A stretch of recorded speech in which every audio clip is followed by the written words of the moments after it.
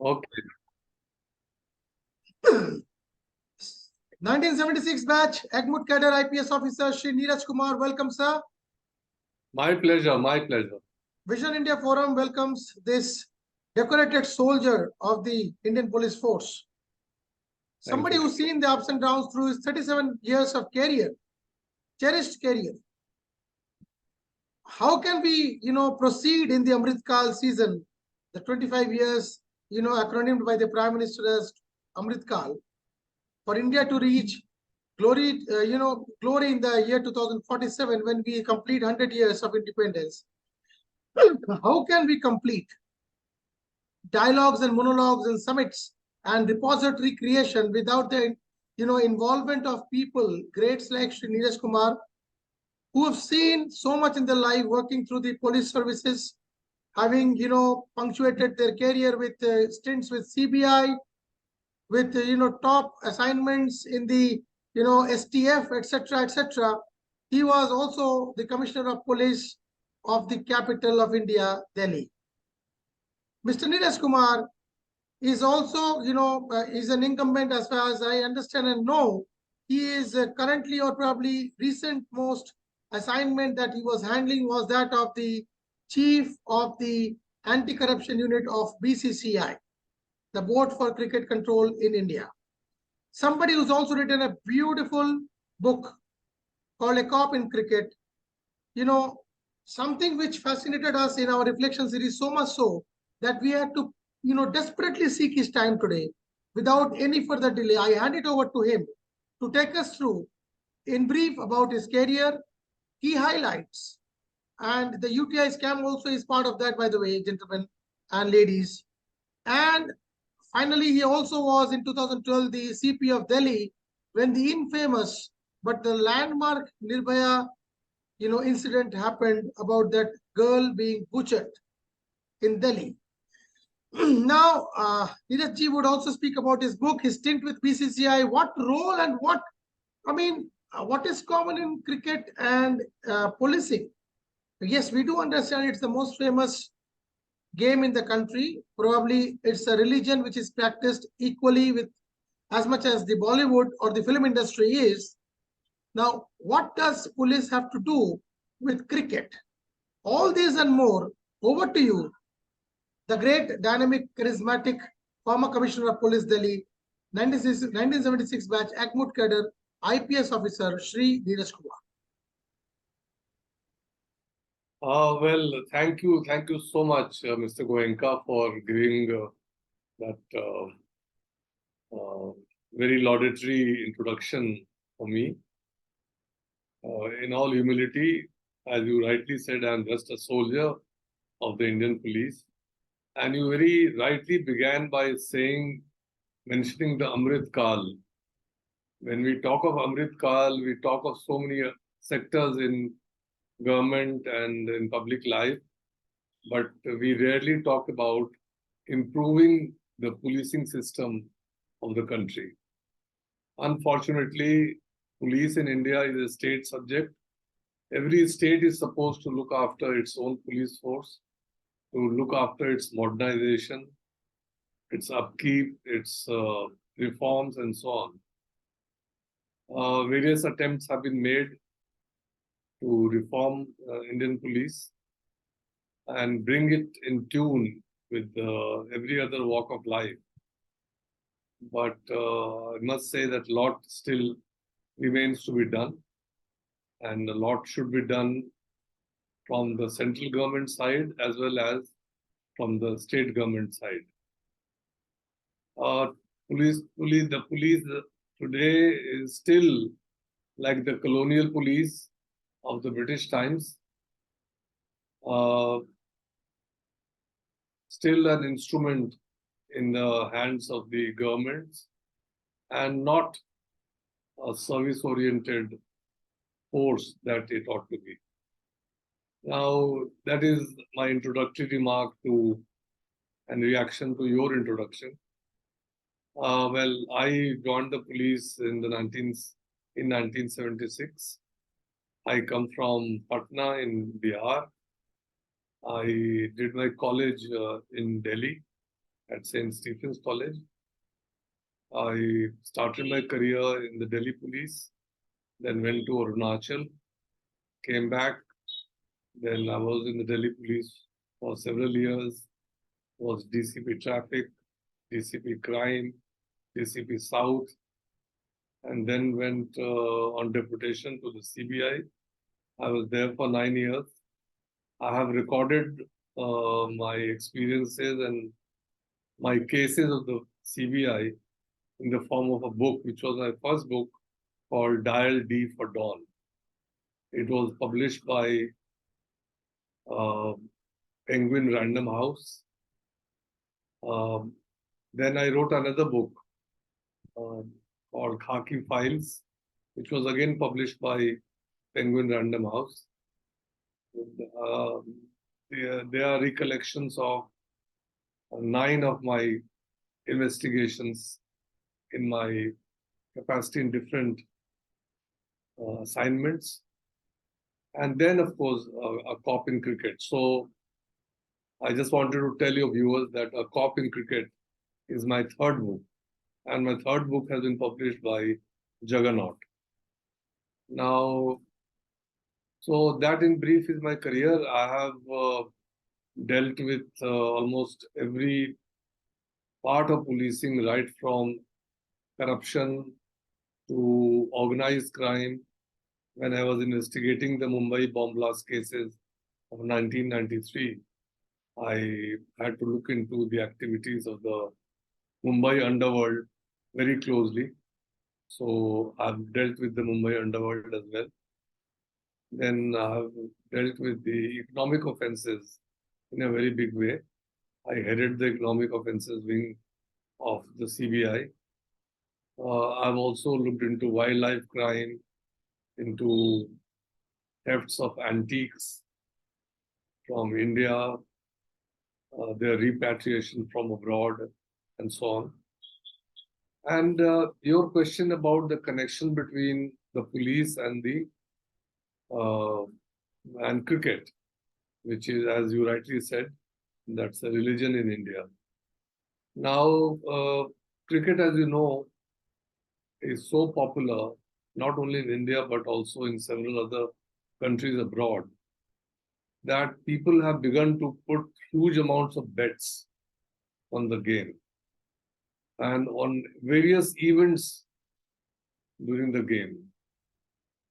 And that has led to the menace of fixing, match fixing, spot fixing, and so on.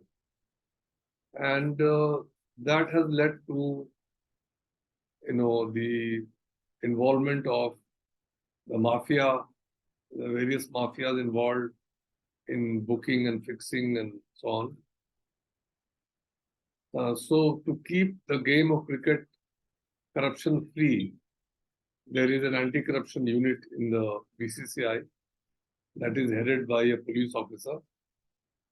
It continues. I was there from 2015 to 2018, following which I was succeeded by another IPS officer, and he has further been succeeded by another IPS officer who is currently there. So that is the connection between the police and cricket. Also, you have to look after the security of the players. You have to liaise with various police forces, local police, of all those places where matches are held, and so that the games are secure and so are the players. That is also headed by the same IPS officer. So the anti-corruption unit is actually called the Anti-Corruption and Security Unit of the BCCI. So that in brief, I think answers your question. And in cop in cricket, could you throw a bit, before we get into the cop in cricket issue, your career has been punctuated with so many different kind of roles that you played, and it is quite rare to get somebody like you on board. IPS officers, a lot of them have been part of our forum and spoken at various interventions. But to get somebody like you who's held positions in the CBI, who's headed the economic offenses wing of this country.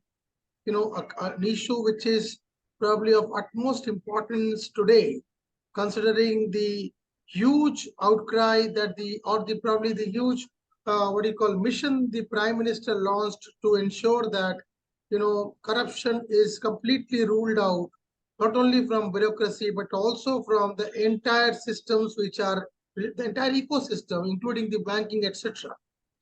You were also there, if I remember, in the UTI case. You were also there as DCP traffic. You introduced the prepaid taxi system at the Delhi airport, if I'm correctly informed. Now, I mean, then you are also credited with solving important cases, all which have been documented in khaki files and Dial D for Dawn. I mean, throw some light on both these two books before we land up with our cake for the evening, that is the COP in cricket, sir. So first we start with Dial D for Dawn. Yes, so Dial D for Dawn records 11 of my operations, 11 police operations that were conducted during my tenure in the CBI. Most of them pertain to the underworld. They range from getting Aftab Ansari, who had attacked the American Center in York City in Kolkata in 2002 from Dubai. I got him arrested in Dubai and got him repatriated from Dubai to India. Then there are cases pertaining to Dawood Ibrahim, my own conversations with Dawood Ibrahim to persuade him to come back to India because he expressed his desire to return to India to face criminal charges. So I was in negotiations with him. Unfortunately, I could not carry on with those negotiations because my superiors thought that it may not lead to any fruitful conclusion. So I had to give up my conversations with him. Then we carried out various other operations, the most memorable of which was getting members of the Memon family, Tiger Memon's family, from Karachi over to Dubai and then to Delhi in the face of very heavy resistance from the ISI. So how we had to hoodwink them to get them members of the Memon family over from Dubai to face criminal charges in India. A few of them were acquitted. Yaqub himself was sentenced to death. Some others sentenced for life.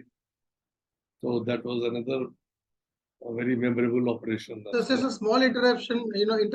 I mean, you, as I understand now, because these are stories which are treasure for the nation. How would you compare the operations or the backdrop of operations of the underworld vis-a-vis somebody like Mukhtar, somebody like the kind of operations that have been carried out in Uttar Pradesh recently? How would you compare the two situations? From an internal, because both are threats to internal security. So one is like a diabetes, the other one is like a cancer. The operations that I conducted and the operations I was referring to, they were transnational operations.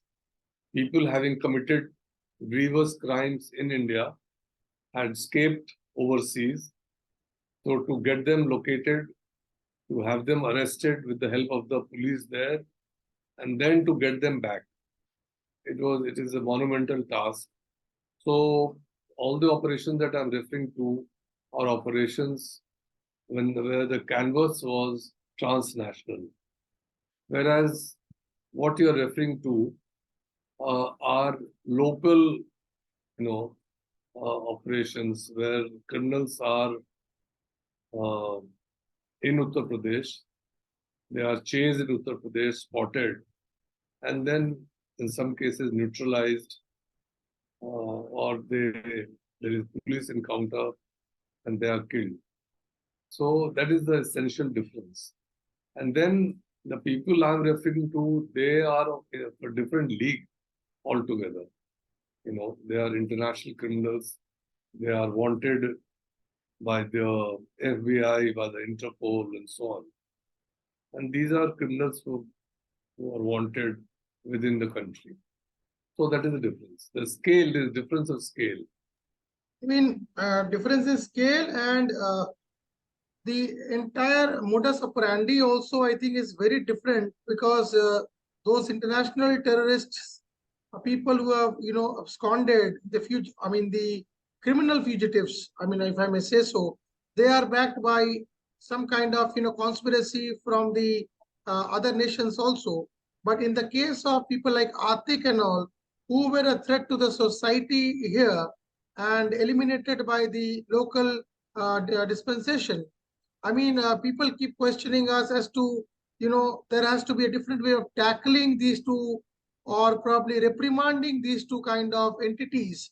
Do you agree to that kind of theory that they need to be reprimanded differently? Because I feel that the more dangerous ones are the ones that we have within us, supported by the local politicians and opposition parties and political parties, rather than the international players, wherein primarily money plays the most important role in terms of supporting them, and there are international terrorist wings. So the entire what you call the process of handling these two kind of entities, I feel, is completely different, though they are equally dangerous, if not more if not one more dangerous than the other one. I totally agree with you. There is no instrument, no gadget which can gauge who is more dangerous, a criminal who is based abroad or a criminal who is based within the country and continues to operate within the country with total impunity on account of local support. So they are both equally detrimental to the security of the country, to the law and order of the country. Having said that, well, you and I do not know all the details, authentic details of the cases that have happened in Uttar Pradesh or, for that matter, elsewhere in the country.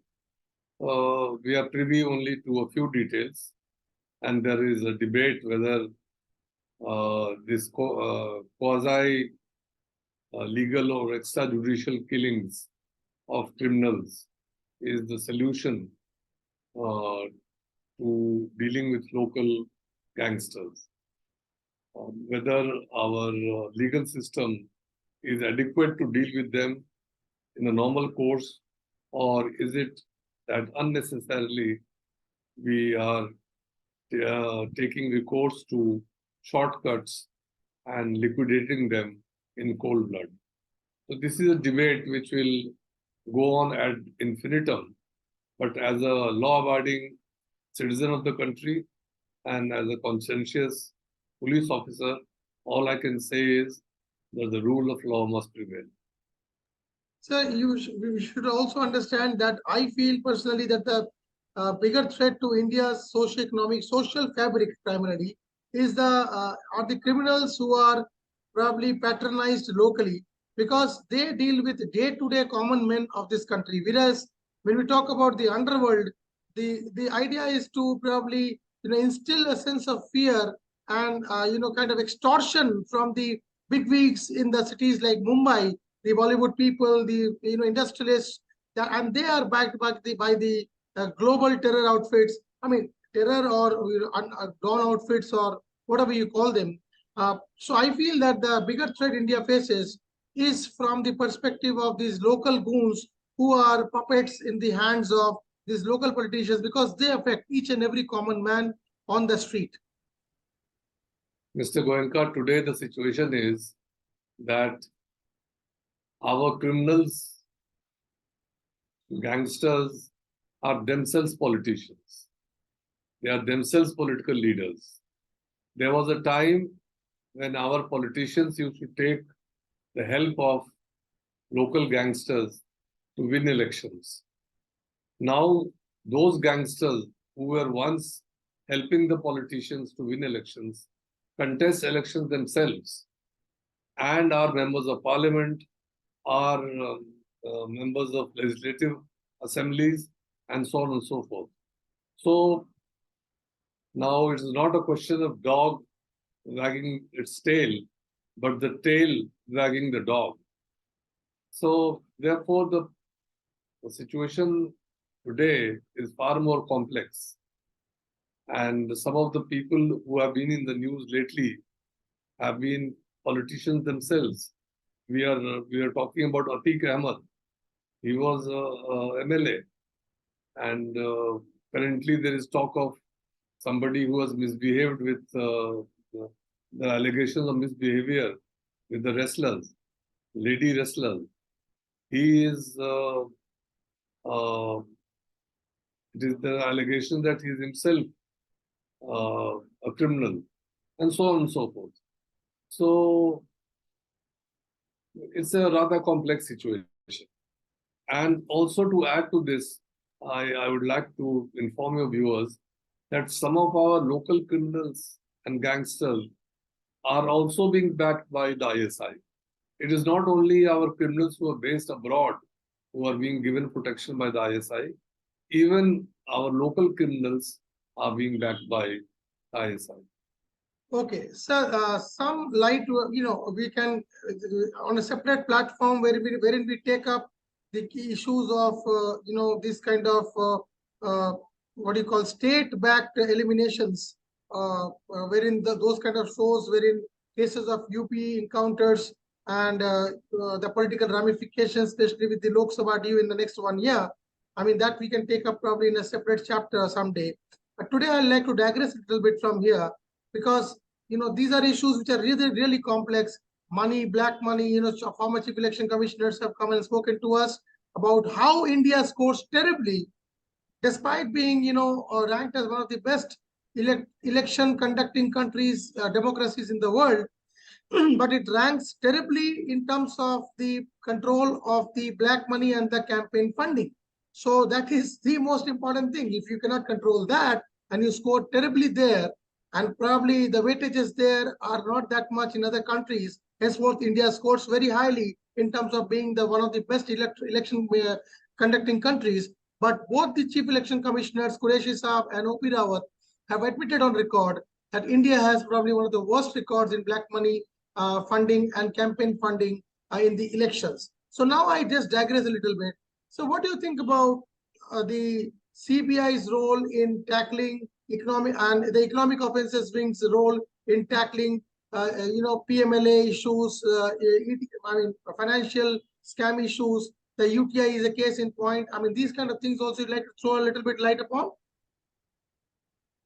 So the CBI does play a very important role. The primary role played by is played by organizations like the Income Tax Department or the Enforcement Directorate or the Special Fraud Investigating Office of the Ministry of Finance and so on. They are dealing with most of the economic crimes. But CBI itself has a very strong economic offences wing, and it does investigate major economic crimes. You mentioned the UTI scam that I had investigated, and I had investigated several other very serious crimes involving politicians also. So one can only say that the role of the economic offences wings of the CBI in fighting white-collar offences in the country is very, very critical and very crucial. The Central Bureau of Investigation could have done far better if it was better resourced. By resource, I mean that I'm aware that there is acute shortage of officers, acute shortage of investigating officers, and acute shortage of support staff in dealing with economic crimes and also in dealing with cases of corruption. But suffice it to say that the CBI has a very critical role to play in fighting white-collar crime in the country. Despite that, last 7-8 years has seen lot of these economic fugitives, the kind of people, thugs of Hindustan, as the Amir Khan movie's title was, with Amitabh Bachchan also playing a role in that. These thugs of Hindustan are yet, we are yet to see the light of the day, and there seems to be no silver lining, especially considering the kind of extradition treaties situations that we have with most of these countries. Even with London, we've not been able to make a mark or get a breakthrough in terms of getting any one of these guys back without naming anyone. These are all big time guys, and the banks. What do you see as a future for these kind of situations? And until unless there are case studies wherein these people are brought to book, I'm sure things will keep continuing the way they are. Again, after 5 years, some new scams will be unearthed, but so that these scams do not really occur and people have the fear of law, the extradition of these fugitives is very important. What is stopping the government? What are the hindrances the government is facing to get some big names back? Main hindrance are the extradition laws that we have with those countries where they are in hiding. And we should never forget that these people have recourse to huge amounts of money, and they find the best lawyers, they hire the best lawyers in the world to protect them, to represent them, and they continue to take advantage of the various loopholes that are there in the laws and continue to keep everything on hold. Despite all the setbacks that we have faced, I'm still very hopeful that people like Mr. Vijay Mallya or Mr. Nirav Modi and the rest of them, they will all be returned to India. It is just a matter of time. That is my very strong belief. India has a history of unsolved death mysteries, right from Shastriji to Vikram Sarabhai to Homi Bhabha to Sunanda Pushkar to Sri Devi to Sushant Singh Rajput. A young boy from Patna, Bihar, a topper, an actor par excellence, 7th rank in the All India entrances of engineering. That was a brilliant chap. You think he is mentally destroyed? He's undergoing depression and he commits suicide? You may opt to not answer, but this kind of issues wherein the CBI is not handed over the case at the appropriate time gives a huge time or gives a huge opportunity for the perpetrators using the local police to probably wish away the entire evidence, so much so that the case is closed right then and there. And it is just a matter of circus on the media that follows suit. Your take on CBI's role being much more pronounced in such high-profile cases, and can the government come up with a law wherein the CBI, doesn't have to wait for the, permission for going ahead and toppling the or probably superseding the authority of the local police, because by that time you understand it's all over by that time. And today that is where we are. We all understand. At least I, from a common man's perspective, do understand what went. How can somebody drown in a bathtub and die? Anyways, your take on this, sir? No, I agree with you that these deaths are shrouded in mystery, and most of which, according to me, are either created by the overall circumstances of those incidents, or by the created by the media. I cannot say with certainty whether a case that you listed out, whether those cases are homicidal or suicidal, I cannot say because I did not handle those cases. We don't expect you to probably be a judge on these Exactly. suicidal or homicide issues, but at least as a common perspective and somebody who has held the topmost position in police for a long time, do you think the CBI's role needs to be more pronounced and the timing has to be more relevant? You are very right that the CBI is called in, at a very late stage, by which time most of the initial clues and very critical clues and evidence are lost. So, but we are a federal country, a federal structure of government, and law and order and crime is a state subject. We cannot say that if Sushant Singh Rajput has, died in suspicious circumstances, the CBI should immediately rush in and take over the case. It has to follow a certain protocol. So initially, law provides that it is the local police which will investigate, and only if later the local government feels that the case should be transferred to the CBI, would the case go to the central agency. There is no true opinion about that. And we cannot put in a system by which immediately the CBI is pressed into service, pressed into action. It has been even in very important cases like the assassination of Rajiv Gandhi ji. The CBI came in at a little late stage.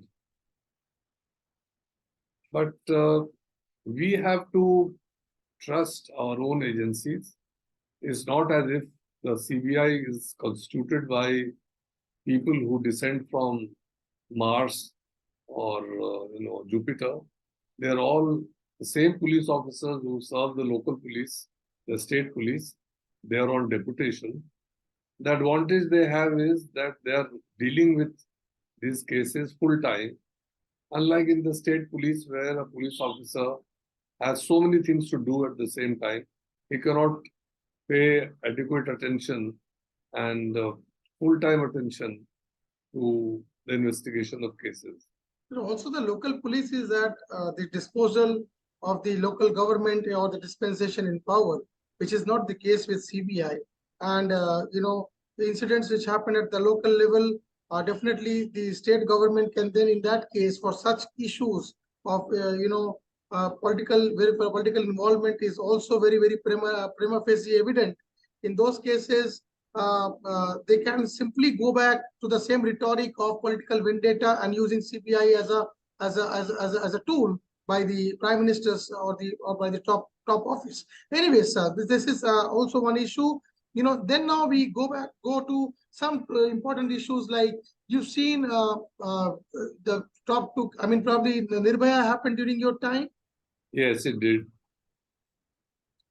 So your assessment on the entire scenario, and today, after 10 years, where do you think Delhi as a city, because it's a role model city for young women, aspiring girls from across the country who go for opportunities of studies and jobs into Delhi, right from Northeast to even from places like Madhya Pradesh, Chhattisgarh. Yes, South, you don't really find much. Yes, as far as work is concerned, people from all over the country now are going to Delhi, places like Delhi. So your experience of Nirbhaya and why this kind of thing got, these things are part of our social fabric. You cannot help it. The police cannot help it. At the same time, post that incident, where are we today as a society? Because Delhi mob violence also happened just a few months back.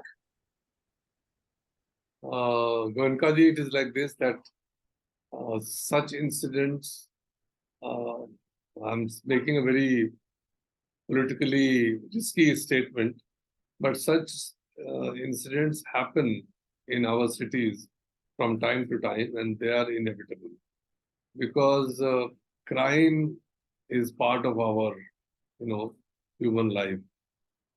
We cannot have a crime-free society. That would be a utopia. No place in the world is totally crime-free. But within the country, you would have noticed that some places are less crime prone as far as women are concerned. Some cities are safer from women's safety point of view than others. And that depends upon the kind of people or the immediate hinterland that the city has. You would agree with me that, say, Mumbai is considered a safer city for women, working women, than perhaps Delhi is. And to quite some extent, that is true. That is because of the character of the city itself and the various milieu that cities have. Having said that, it is not that Nirvaya happens every second day or every third day. It happens once in a lifetime. And this was a watershed case that the police had to face. And here I would like to tell you that the case was dealt with by the local police, not even by the crime branch. It was handled by the local police station. It was worked out by the local police station. It was prosecuted and pursued in the courts of law by the local police, and the perpetrators were hanged to death on account of the good investigation and the good prosecution that the police did. So it is not always that you require the intervention of the CBI or any specialized investigating agency. And mind you, it's a very difficult case to crack. The clues were very little, but because of good police work done by my officers, the case was cracked. So, to put things in perspective, crime against women is a fact of life. It happens most unfortunately within our homes, much more than it happens in public spaces. And we have to deal with the crimes that are reported from time to time. And this reporting is definitely one important, gap area, which again, it's a vicious circle.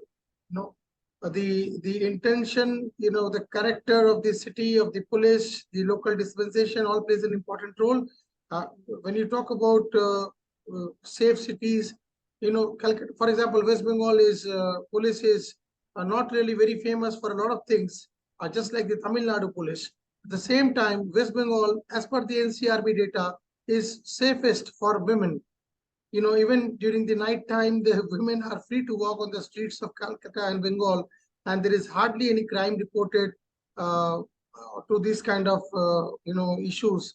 So it's a matter of the character of the city. Now, sir, I go to because we are already past time, so I'll now quickly go to and request you to shed some light on yours. You had a very infamous spat with Mr. Rai and Mr. Johri. I'd like to throw some light on the security and the kind of communication gap, because you finally you also handled the anti-corruption, the security for BCCI. So what was this entire imbroglio about? I served in the BCCI from 2015 to 2018. Sometime in the year 2016, on the recommendations of the Lodha committee, a professional chief executive officer was appointed the appointment of a certain gentleman concerned was itself controversial because the head hunting agency had not put him on the top of the heap as far as the merit list was concerned. And he, after joining the BCCI, began to get involved in the politics of the BCCI. Fortunately or unfortunately, very soon the elected members of the organizing committee, they were sort of made inconsequential because of the way things developed. And it was the committee of administrators appointed by the Supreme Court, headed by a very eminent former bureaucrat. Mr. Vinod Rai, Vikram Limaya, and Diana Abulji. Yes, Diana Abulji, and also Mr. Ramchandra Guha. So these people they constituted the committee of administrators. Very soon, two members retire, they kind of recused themselves. One was Mr. Guha, the other was Mr. Lime. And that left only Mr. Rai and Ms. Adilji to head the committee of administrators. And then the CEO became all powerful because of the support he got from the chief of the committee of administrators. And I had several run-ins with them, which I have mentioned in my book. So at the moment, I'll just like to make those introductory remarks to put things in context. Okay. See, the minor cases, concerned with an institution are not what Amrit Kal series is about. It is about getting from the horse's mouth and getting a kind of a broader picture, probably which sets the tone for improvement and scope of improvement in the institution going forward. So now in cricket, it's not something which has been a holy cow ever. It's always been, sports as such is now synonymous with rigging across the world. Cricket is not left far behind, and probably it is leaving people far behind. And as you rightly pointed out, right from Mr. Cronius' time to Azharuddin, to Ajay Jadeja's issues, to probably even there were you smoke around the names of Mr. Kapil Dev and others as well. But then today, with so much of online gaming being so much in vogue, and betting being, there are various ways in which they are being, they are being conducted, and they are circumventing the contours of law which operate in India. So how do you control this multi-billion, especially with this IPL now also getting into the act? How do you control this multi-billion-dollar baby?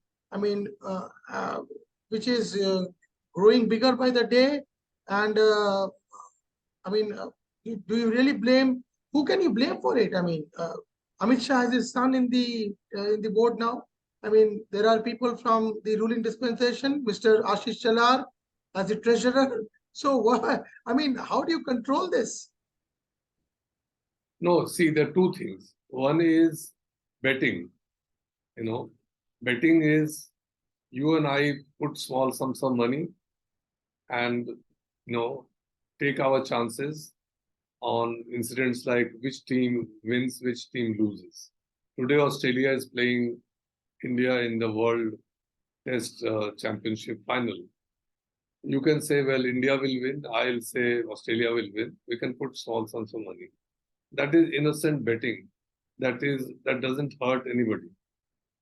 But betting becomes dangerous when we tend to compromise the cricketers and compromise the proceedings of the match to ensure that the match proceeds in a certain way, which is to your advantage. If you are betting on India and you want to ensure that India wins, and you win over Australian players to give away the match, that becomes a serious matter, and that is what we have to fight against. We have to fight against corruption in cricket so that the game does not become a pre-scripted story, something which has already been decided, and the game proceeds in that manner. Because the beauty of sports lies in the, as they say, glorious uncertainties.